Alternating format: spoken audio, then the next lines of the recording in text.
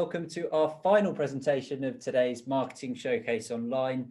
Thank you for all of those that are sticking around to watch this last one. You're in for a treat. We've got a great presentation to finish and close off today by veteran speaker. He's joined us at our live events when we were able to run those over the last few years.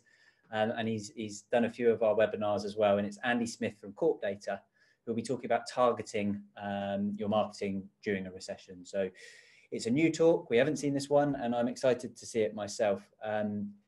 Before we get deep into that, I'm just waiting for a few people to join and make sure everyone's catching the entirety of this talk. And whilst they do so, I'll just explain to you about Zoom if you're unfamiliar with the way that we're working things today, or if this is your first webinar, perhaps. We've got the chat function, which I love for everybody to use to give us a little wave, say hello, talk to me, talk to your other attendees. There's a little toggle button that decides who you talk to.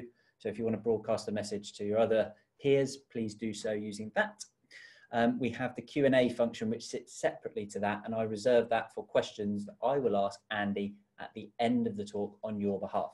So if you've got a question, or if this talk prompts something in your mind that you want Andy to clarify at the end, please click on the Q&A function, type your question in, and I promise you I will do my best to ask that at the end. So looks like most of our attendees have taken their seats.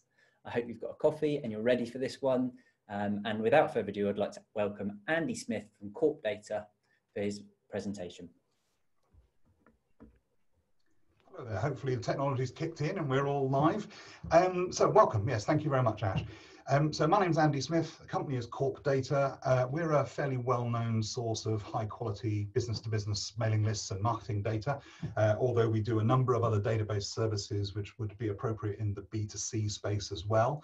So if you want to talk at any point after this about sourcing data or having some help with other aspects of direct marketing and data, please don't hesitate to get in touch. During this particular talk, I'm likely to use one or two examples, and because of it's where I normally live, they're likely to be in the B2B version of events, but please bear with me, the same kind of logic should apply to B2C as well. So the hope is we're going to have a few considerations today, several things that simply must be done, a few things to avoid, and a few bits to help you consider targeting and segmentation. So without further ado, let's try and share the screen.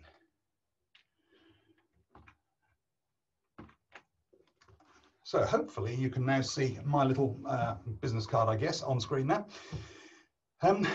So during my last talk with Marketing Showcase a few weeks ago, I highlighted that a recession is a time of great change. And I highlighted that trying to harness that change in a positive way is a really important thing. I used the quote from John D. Rockefeller, who talked about always trying to turn every disaster into an opportunity. During a recession, and for that matter, during a pandemic, change is likely to be much faster than normal, and so your ability to evolve to those changes will be key. So I've chosen to quote a rather different chap this time. This one, Charles Darwin. He famously actually said of this particular photo, if I really have as bad an expression as my photograph gives me, how I can have one single friend is surprising. So I can't imagine what he would have made of trying to work with webcams and so on. However, he's clearly well known for his theories on natural selection and evolution.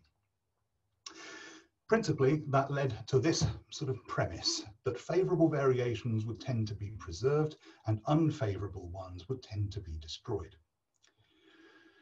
Okay, now we're talking about business change and business evolution. So in the context of the struggle for existence in the business world, and indeed the struggle to thrive in business, evolution can be seen as the necessary changes that might be needed to cope with the new realities and the new pressures that are coming all the time. And that does happen all the time. So in practice, many of the things I'm going to talk about would be relevant in almost any context at any time, but they're more frequent and more telling and perhaps more significant changes during a time like the one we are about to be moving through. It will undoubtedly be involving a mixture of winning new business to replace customers lost, because you will be losing customers through this time, I'm sure. There will need to be an increased alertness to change, because those changes are going to come, and if you're not paying attention to where they're coming from or the tweaks that you might need to be making in your marketplace, you might find that you missed a chance to evolve your products and your pricing in a way that still meets the marketplace's needs.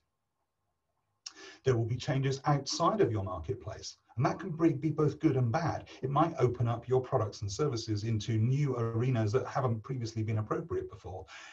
So maybe it will encourage you to to create a small similar product, but a slightly different one for one of those. This is to do with your strategic planning that you're going to need to be doing on an ongoing basis, but more of it than ever before because of the changes that are coming around. It might also, though, bad, I'm afraid, might also introduce new competitors or new pressures into your own marketplace. So you're going to find not just will some of your customers have gone bust or disappeared in some other way, you might now find you actually have new players desperate to try and still make money somewhere and stepping their toes into your market in a way that they didn't before. Maybe it's just plain old commercial pressures. So people will have less money available, and so they're going to need to find the cheaper version than you would have had. And that may well just put pressure on your pricing, or it may mean that they end up defecting to somebody else. On the flip side, you might have the opportunity to take advantage of that, to capture some people who previously bought the Rolls-Royce version, and now they're having to change their mind and find something which you're able to supply. Importantly, though, all of this is about change, and during times of recession, this speed of change is going to be so much more significant than normal. Okay, first, let's get rid of some of that title, because targeting to win business in a recession is fine, but A, it takes up a bit of my screen, and B, actually, so much of this is true at other times. It isn't really necessary just for the moment. In fact, let's just change it down to targeting to win, because we should be trying to stay positive. That's what Mr. Rockefeller was trying to tell us. So start from the beginning. Your existing clients. You have the ability to really understand your existing clients and to learn a lot about where you've been historically successful. And that's going to become important when we talk about segmentation and targeting for your future acquisition of new clients. So ideally, you'd have a really good picture of who your current clients are. And if you don't, you should definitely take the time to figure out how you could describe them and how you could understand them.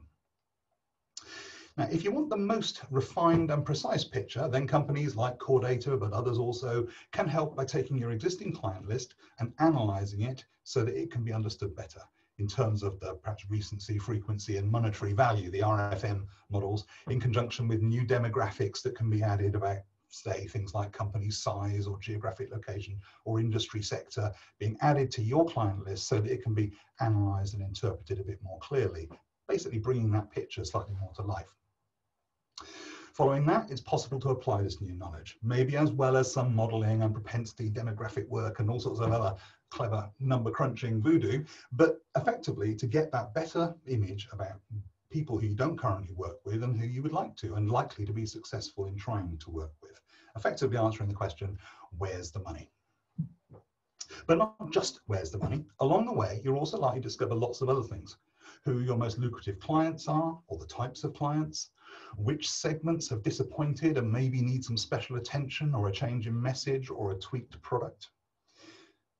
Value mapping to show which customers might not be giving you all their business. Some of them may not be as faithful as you might think, and they might be spreading it around a little bit. And actually, that's quite an easy win there because they already know and trust you. They just haven't been persuaded to get your product used in every niche within their organization.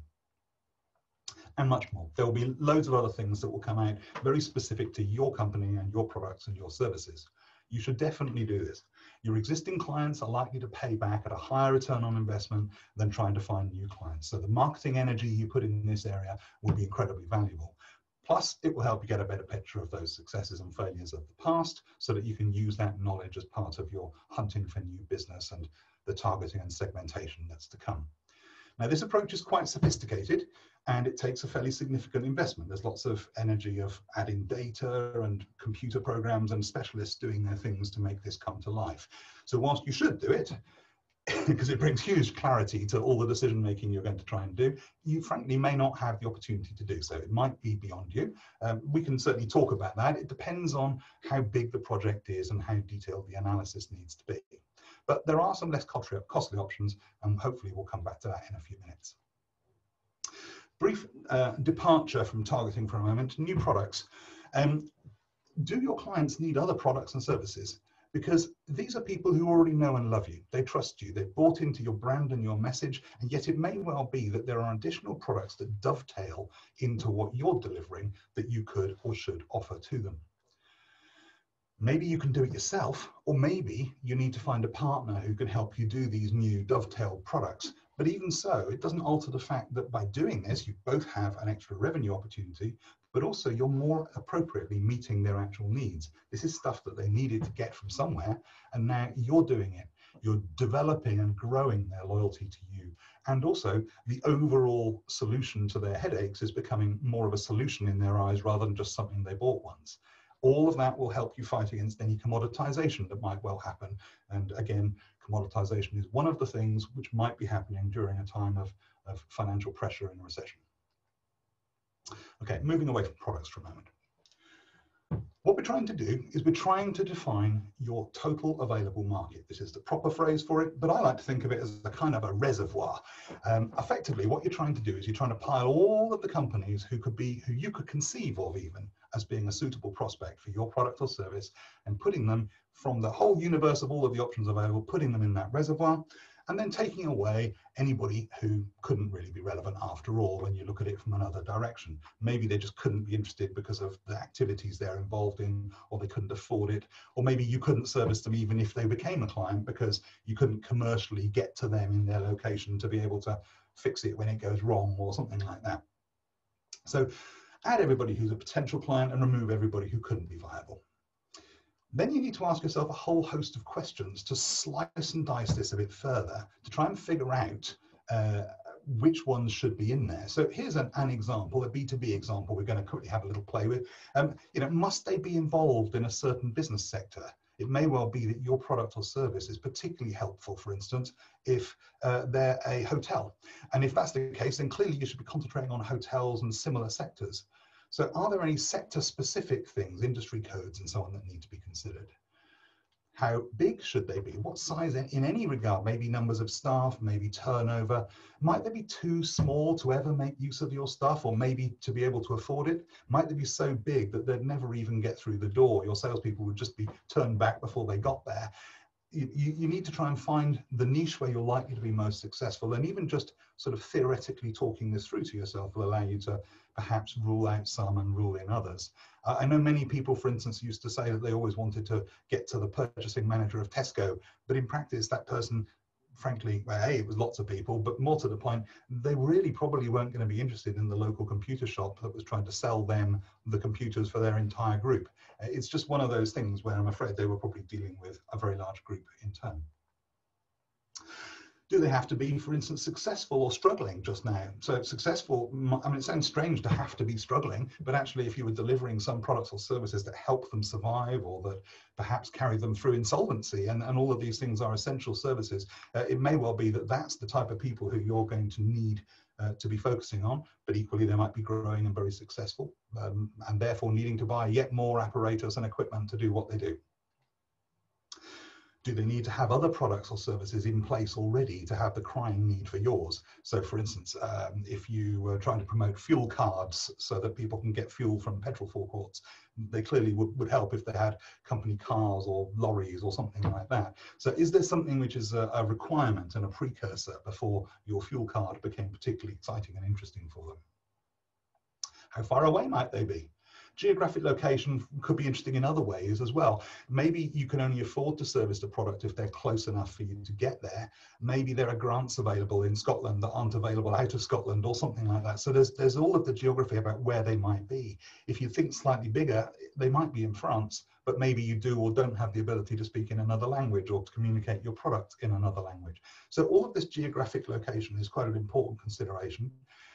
Probably, for most of us, the most important part is simply, can we get to them economically to be able to sell them the product and service in the first place, and service it once we've done so, and still make money in the whole process?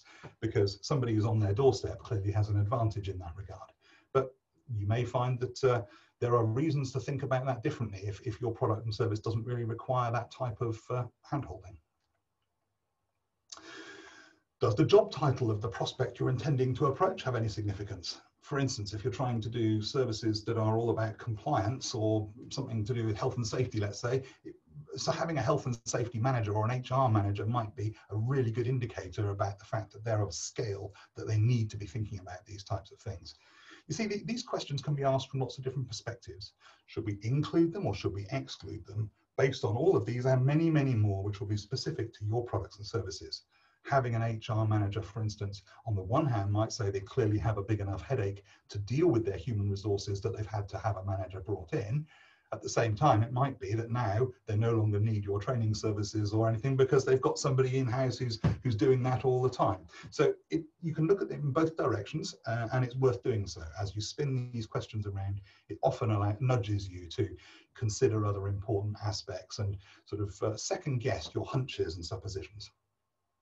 Start with real things that you already know where you can. So your existing experience with your existing clients will be a really good starting point for all of this, rather than just going into flights of fancy, which you do need to do, but start from your existing experience.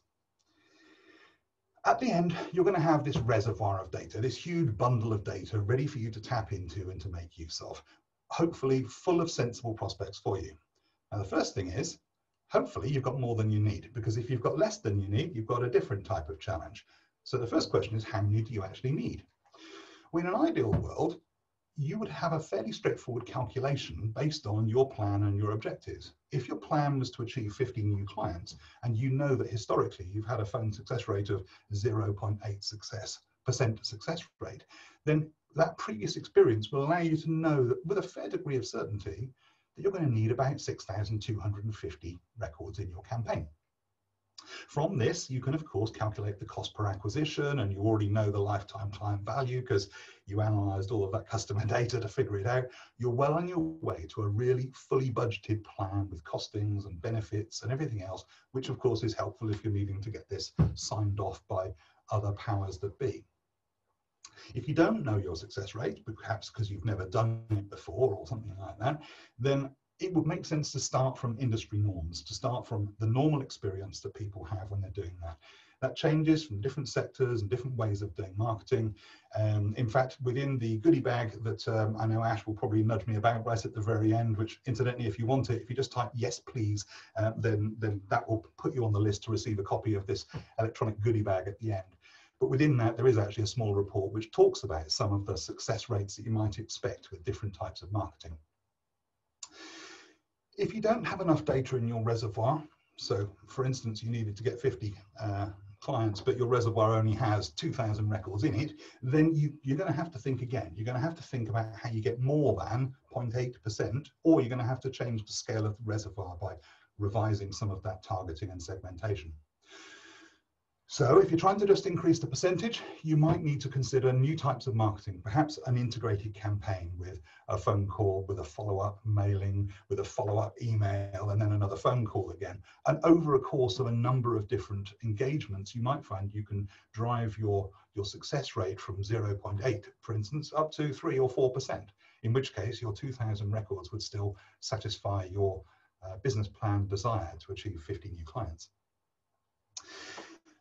You can, of course, also just say, well, we're going to accept slightly smaller companies than we really wanted. So instead of saying they've all got to have 50 plus staff, we'll accept that 30 plus is enough. So you can do those types of things to change the scale of the reservoir that you have at your disposal. Okay, let's assume, though, that you've actually got ample. You've got 100,000 records in your reservoir of data. Based on your existing plan, you know, because you've already had the response rates, that you needed 6,250. So you've got masses more than you need, and you now have two options. Both are valid, incidentally. The first is you could refine your criteria to try to miss out those less desirable prospects, the less sexy ones, the ones who aren't in your hotspot, as it were. Narrow down your list and take it down to a much more tightly managed 6,250, which is going to deliver on your ambitions.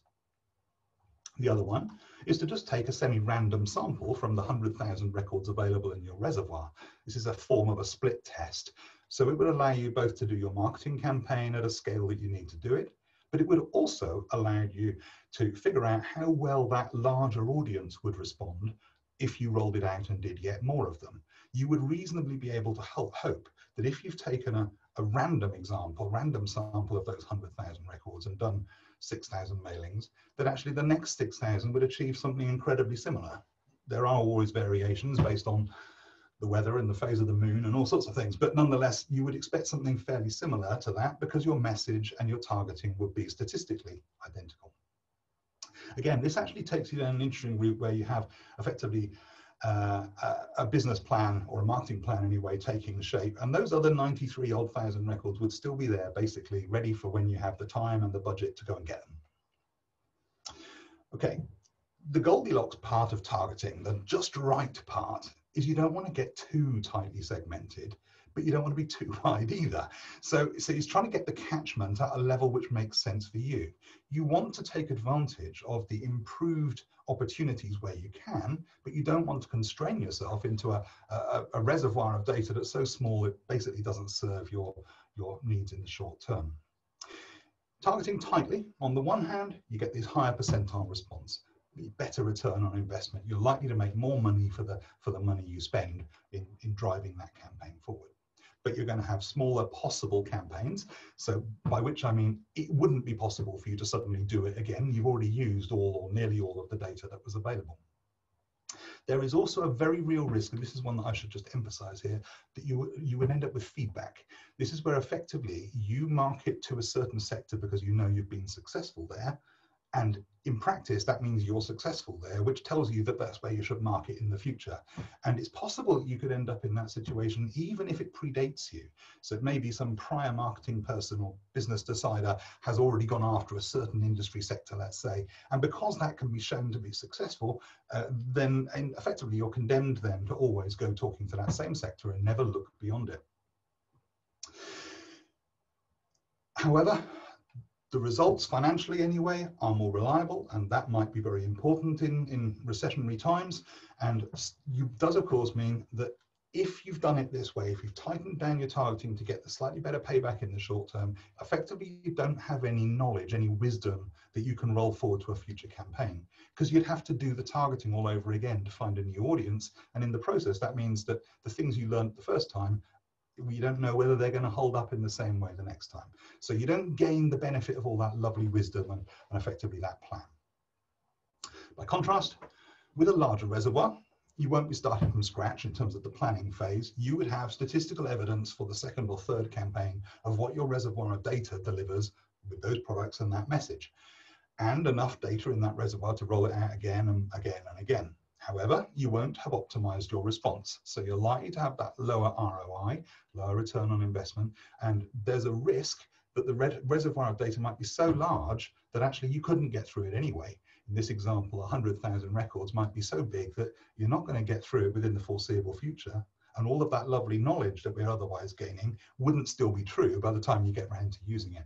So maybe put a limit on the sort of future gazing that you're doing of a year or two. Target your listing tightly enough to satisfy the next year or so's worth of requirements, but that way you've got a year's worth of requirements where the statistics and the plan can work in your favor. As you use data coming in this reservoir type style, you will inevitably have to consider different sectors and different ways of talking to some of those people. And you will probably find new tweaks as you approach different people in different ways and you get different bits of feedback. So this is going to be finding new approaches to the market, which otherwise you wouldn't frankly have had to even spend any of your brain cells trying to figure out. It might open up new opportunities for you.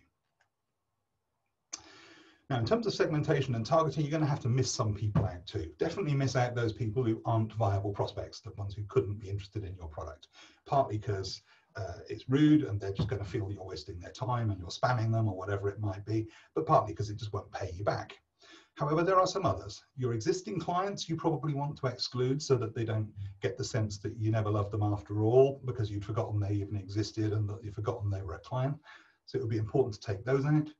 Probably it's a good idea to remove your competitors. You don't necessarily want to share your new commercial concepts with them quite this quickly. I'm sure they'll hear eventually, but you may not want them as part of the launch party.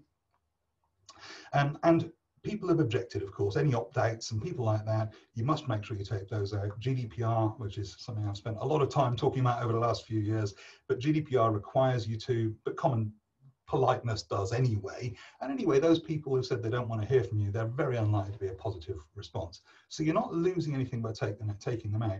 You stand to lose an awful lot if you fail to do so. So make sure you build that into your thinking and into your planning, or else you'll get yourself in a lot of trouble with the data subject and ultimately the ICO, as well as frankly just wasting money. Okay, so specific to a recession, we're going to let that second line sneak back in here for a moment. The segmenting, a recession will look different for all of us. So there isn't one truth, I'm afraid, which can be applied to just every potential marketing issues that might be being viewed. So for each of us, we'll have to look at it from our own perspective. Companies in some sectors will do better than ever. Some companies will struggle to survive. That's the nature of the type of change which recession brings. When you're thinking about your prospects, though, you can think about it a little bit more clearly because you know who they are. So try and think about their needs rather than about your features. Think about the benefits that they're acquiring and the needs, the headaches that they've got that you can cure. Because A, it will mean that you're making the right message when you're trying to answer their needs, but also it will mean that you're able to zone in on the things that were important to them, and those should be able to help you be more successful. Play to the receptive audience, particularly if your budgets are under pressure. So if the recession has meant that your own budgets are under pressure, prioritize the audience that's likely to be more receptive, which depends utterly on your product and service. You're going to know perhaps this is where you rely slightly more on your previous successes and your existing client list as a steer for where to go next. The context of a recession itself will change your prospects' areas of pain. It may be that just a few months ago, before pandemics and recessions, they were struggling to grow and recruit people. Now they might be struggling to use people productively or to make them redundant, or all sorts of other things might be going on. The financial realities will exaggerate the importance of addressing the needs of the segment, their needs rather than your urges. And you may be positioned perfectly to help a growth sector grow faster. If you are, concentrate on them because they're really exciting opportunities. It may be that you're perfectly suited to help a sector that needs to save money and become more efficient than ever. Okay, concentrate on them. You may be asking them to spend money, but it's in the direction of helping them save money and survive for the long term. So you need to figure out where your products and services fit into their pain. Again, look at the different segments, industry segments I kind of mean here, because it's not just a recession which is going to be changing things. Your product may be perfectly suited to help people cope with the new climate in terms of COVID or any number of the other factors which are making things change. Maybe you can help people work from home. Maybe your service can still be delivered where some of your competitors can't. The product benefits might be different for one segment than another as well. So as well as considering who to include and exclude, you might want to alter your message between one chunk of your reservoir and another to present the most valuable aspects, sort of the central focus, if you like, when you're putting your message in front of them.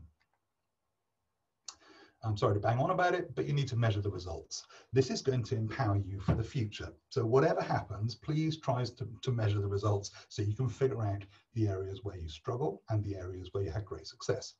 I promise you'll thank me one day if you come to look at this when you're trying to plan things out next time around for these extra bits of knowledge you get. Some of it's difficult, and if you struggle with some measurements, let's say your sales team say that some of the leads that you're able to produce are very poor quality and others are excellent quality. If you struggle with that, then score them. Just put some sort of scale of grading, 1 to 5 or something, would allow you to gain something from it, even if it's not definitive and absolute. It would be better than nothing. And once you know a certain sector was less successful than hoped, you can decide to miss them out in future or to refine your campaign so that they have a slightly different message to make it more successful. Maybe you'll need to even consider if your products or service is well suited to them. Can it be reshaped slightly to make it a better fit?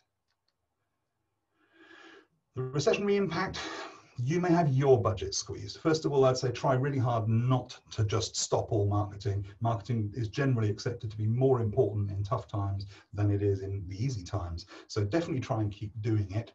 However, you may have to cut your cloth accordingly, in which case prioritize. So start by improving the data of your existing clients and then keeping on top of them and maintaining not just the data, but your relationship with those people. Prioritize keeping them close to you. Try to do enough customer acquisition work to offset the attrition, because there will always be attrition, of course, but again, this time of accelerated change, it will be slightly faster. And target those prospects that look similar, most similar to the ones where you already know you have success. All right, so this is learning from those clients, but perhaps this is not a time for testing if your budgets are constrained in this way. Perhaps it's more time for a defensive strategy. It probably isn't ideal, but it may be an essential frugal phase for your organization. Equally though, you might have the chance, the funding, the investment to be able to think really big, to explode your activity. Is it the time to invest heavily? If you have the funds, you might be able to spend loads and bank on the future, as it were. Grow your market share, maybe even dominate the marketplace. It might be possible now to invest heavily in becoming a market leading force in a way that simply wouldn't be possible at any other economic time.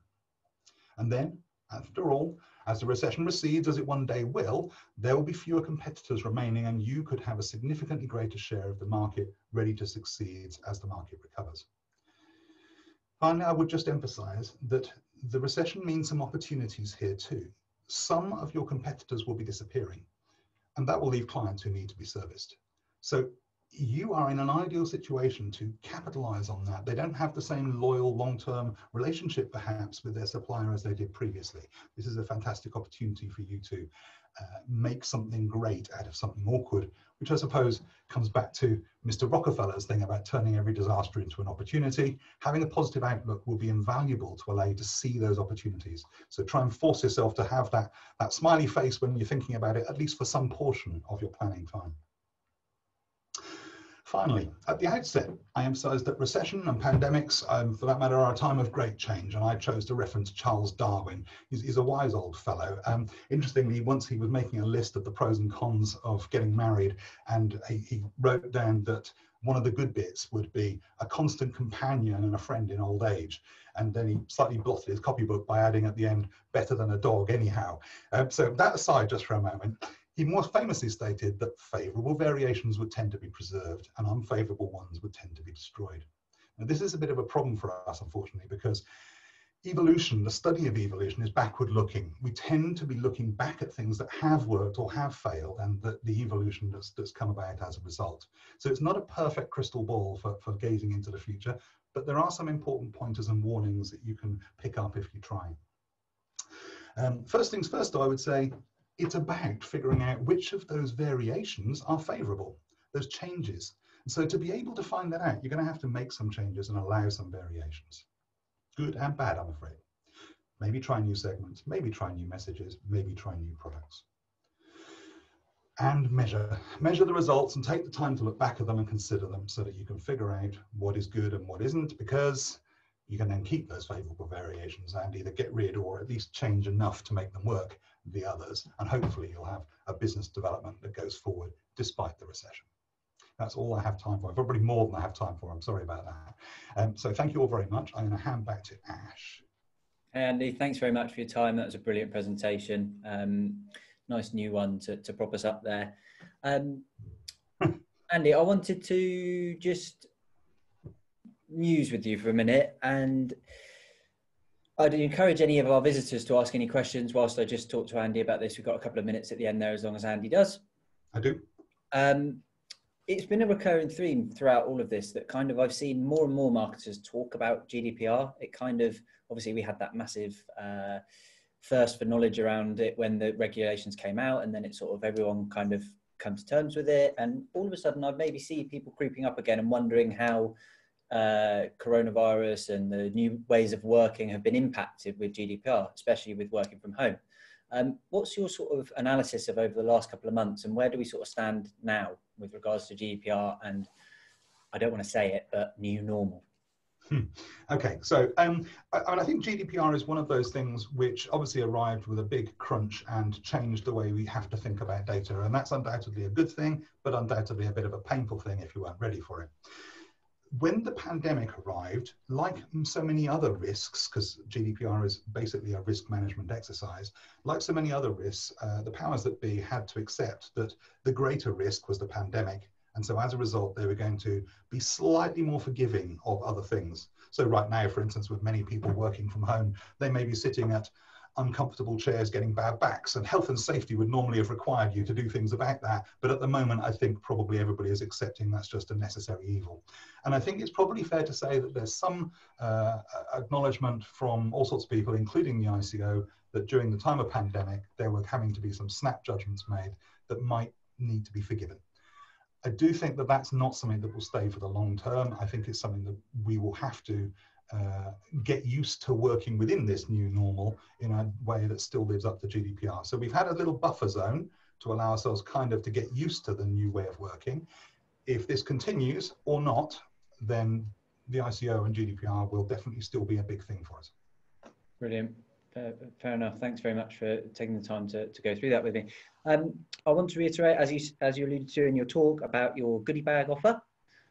So if you type yes, please in the chat in the next 5 minutes as I leave this up, Andy and the guys at Corpdata will provide you a free data consultancy session and an in-depth market analysis report alongside a new white paper that they've developed talking about strategic marketing planning. So just type yes, please in the chat and I'll make sure Andy's got your details to enable you to receive that. That's our last talk of today. So Andy, thanks for your time and closing us out. We saved the best till last, some might say. So, thanks very much for taking the time to go through. For all our visitors that are watching, thanks for sticking with us and watching all the webinars today. We run these monthly and I hope you'll join us again in November, where we have a fresh set of talks, new speakers and other great stuff. So yeah, please stay in touch. Thanks again and enjoy your days.